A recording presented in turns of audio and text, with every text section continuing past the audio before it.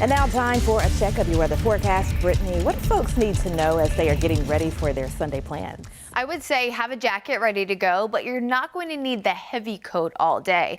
In fact, in the morning, yes, you'll need the heavy coat, multiple layers as temperatures drop to the upper 20s and lower 30s. But the afternoon, more of a typical February day, so not nearly as cold as what we had earlier this week.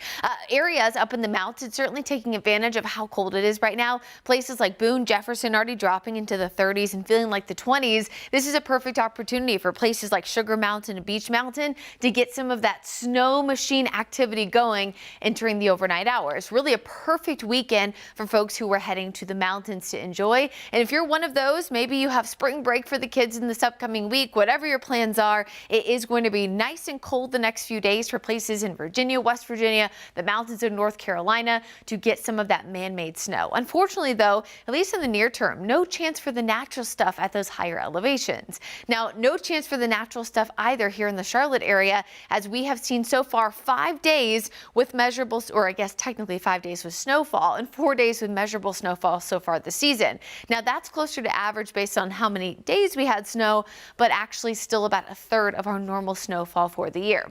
But I keep saying, especially every single time I go to a school talk and the kids keep asking for more snow, that I'm just thankful we had it since we hadn't in over 3 years. Here's satellite and radar right now. You can see a weak trough of low pressure that was causing some of our cloud cover earlier. It's starting to break apart now, and so now that we're starting to see these clearing skies, that's really what's going to drive our temperatures to drop really quickly overnight. We talk about this a lot, but clouds at night act like a blanket keeping us warm. What happens when we clear out? Radiational cooling. As winds calm down, that allows for cool air to sink rapidly to the surface. So temperatures tonight, bitterly cold once again, upper 20s for most of the Charlotte area, low to mid 20s for the mountain communities, and wind chills will be a factor for those mountain areas too, so make sure you add at least one extra layer.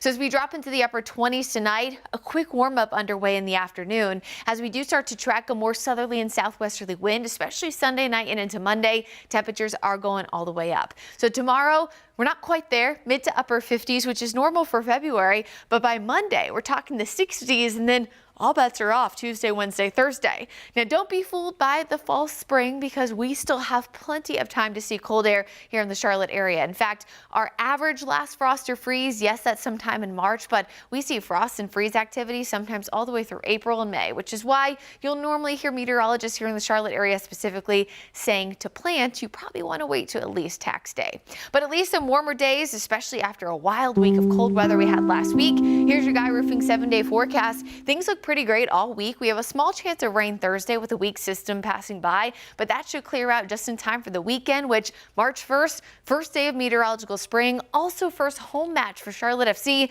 I'm sure many folks excited to get out and about for that. And then temperatures again heading through the rest of next weekend, pretty mild. One thing I don't see on this Guy Roofing 7 or 10-day forecast is any day with high temperatures in the 30s or the 40s.